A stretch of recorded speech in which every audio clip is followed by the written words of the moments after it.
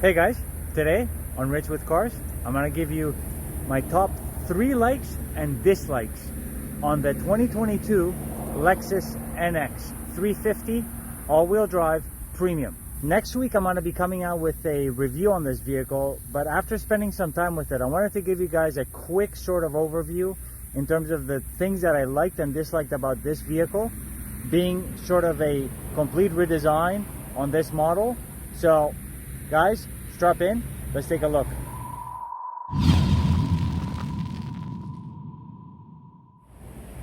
So I'm gonna start you guys off with my top 3 likes, and then we'll go on to the top 3 dislikes. But let's get on to the first like.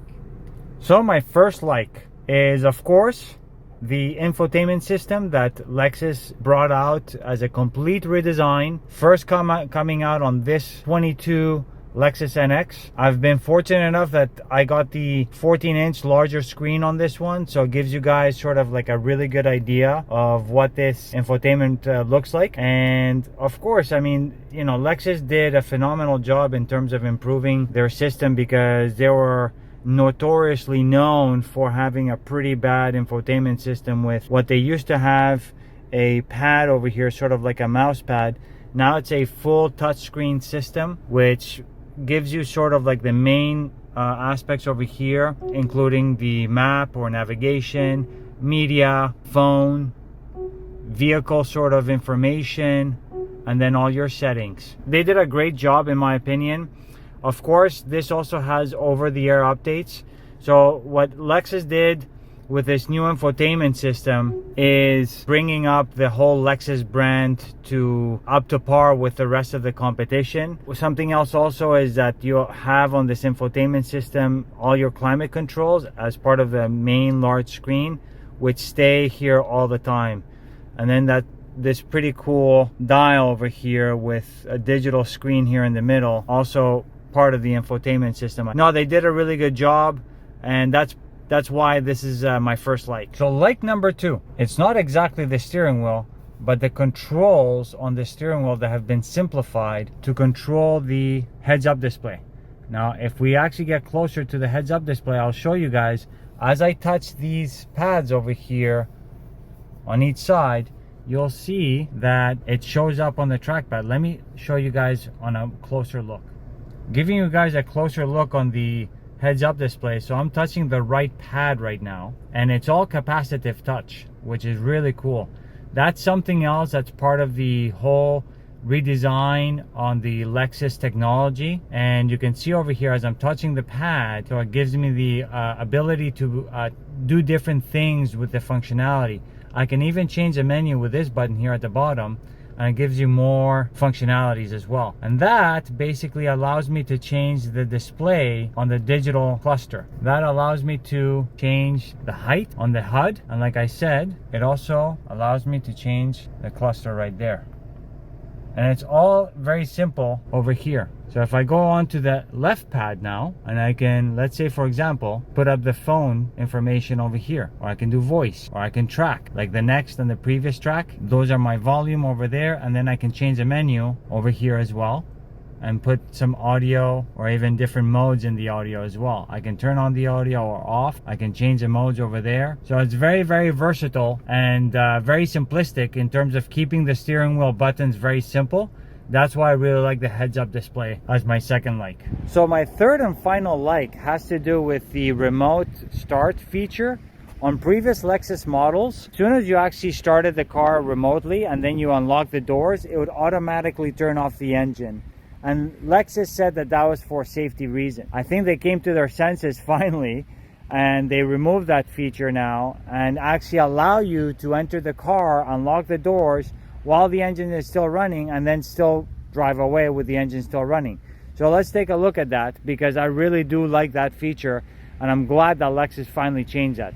Let's take a look.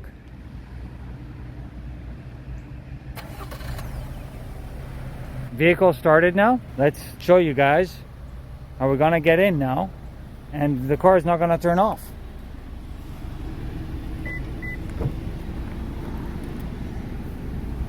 Vehicle still running. So vehicle still running, and you can see the message that it says over here, not ready to drive. But if I press the brake and I push the start button over here, now I'm ready to go. So that's my third like. Really like the fact that Lexus decided to change their mind and make this more functional. So let's get started on the 3 dislikes that I have on this vehicle. Number 1 is the lack of tuning capability from like a shortcut. There's no physical dial or anything. So if I want to tune something on the radio, based on my understanding and having spent time with this vehicle, so I'm in the map, I want to tune, I can probably tune from here, but not, you know, like channel by channel.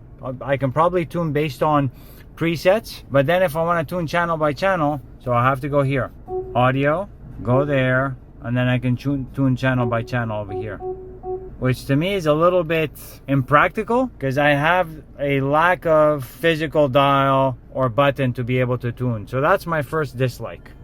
Dislike number 2, despite the fact that I like the middle console area over here, and it's very nice with a gloss black, and you have a little bit of gloss black over here as well. The gloss black for me, despite it being nice, is very hard to keep clean. So this gloss black over here is in fact a fingerprint magnet, and it can also get scratched quite easily, which is most likely why the owner of the vehicle was nice enough to provide me with a microfiber towel. Why? Because this gets marked up so easily. Despite it being very nice, I just don't like the fact that you have the majority of this in gloss black. You can see even here now in this little area, all the dust particles, you can see how they just basically show up, and you gotta keep on cleaning that all the time. Piano black is nice, but at the end of the day, it's very hard to maintain. So my final dislike, you guys will see this in my review next week, but Lexus decided to go with an electronic door hatch or electronic door release instead of a manual one, and you know, you have to get the hang of it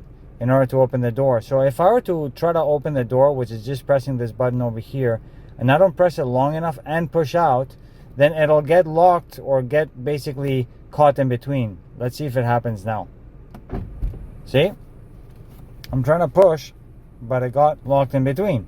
Now I have to do it again. There you go. Now, you have to basically get the hang of it to open it properly. So you have to press and hold before letting go and pushing out at the same time. So let's just say do it again. There you go. I find that's a little annoying for something that is so simple, in my opinion. My girlfriend was with me yesterday, and she was trying to get out. She's like, I can't get out. I'm like, well, you just have to get used to it.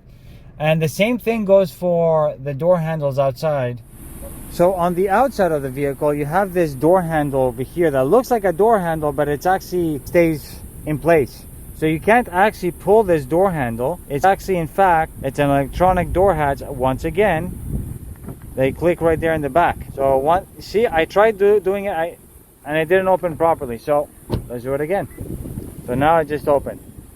Yesterday, once again, my girlfriend got caught in the rain, and she was trying to get in, and she was trying to pull on the door handle, and it wasn't working. And that was because she wasn't familiar with the vehicle. Once again, I'm not too crazy about it. It's cool. It's a nice little cool feature, and I think they did it also to integrate into their safety system connect, or safety connect 3.0 plus, because it doesn't let you open the door if the vehicle actually senses that there's a vehicle or a cyclist or a biker coming as you're opening the door. So it won't actually let you open the door. So that's probably why they did that, but I still am not crazy about it. So that's dislike number 3. Well guys, I hope you enjoyed this quick top 3 list of my likes and dislikes of the 2022 Lexus NX Premium all-wheel drive. If there's anything else that you guys think that I missed, please let me know, and stay tuned for next week as I give you guys a quick review of this vehicle over here and give you guys sort of like an overview of the typical things that I cover, which are basically the exterior, interior, driving impressions,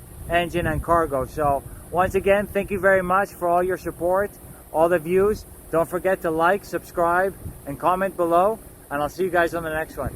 Take care.